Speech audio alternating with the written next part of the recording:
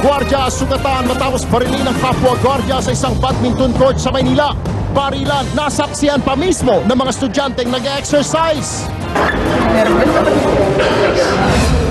Police Quezon City, sibak matapos harangin ang convoy ni Pinoy.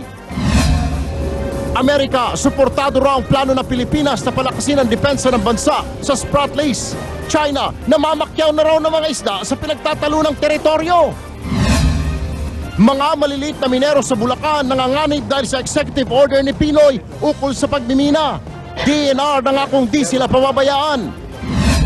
Napatalsik na Chief Justice Renato Corona, abala na lang daw sa panonood ng TV at pangongolekta ng DVD.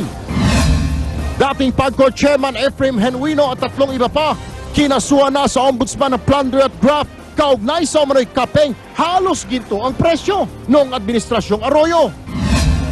Sa dokumentado exclusive junior ni Pidol na nagsorry kay Shasha Padilla, ikwinento ang totoong ugat ng pinag-awayan nila ng aktres.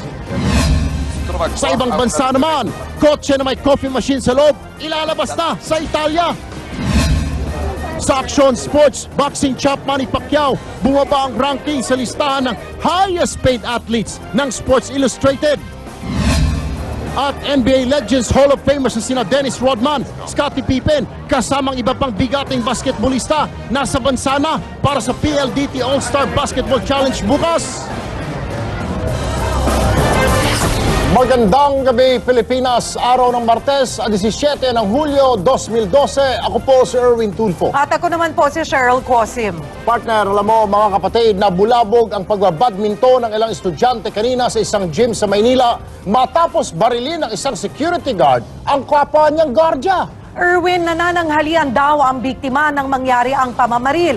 Kaya hinala ng pulis pagkain ang pinag-ugatan ng barilan. Edison Reyes, ikwento mo.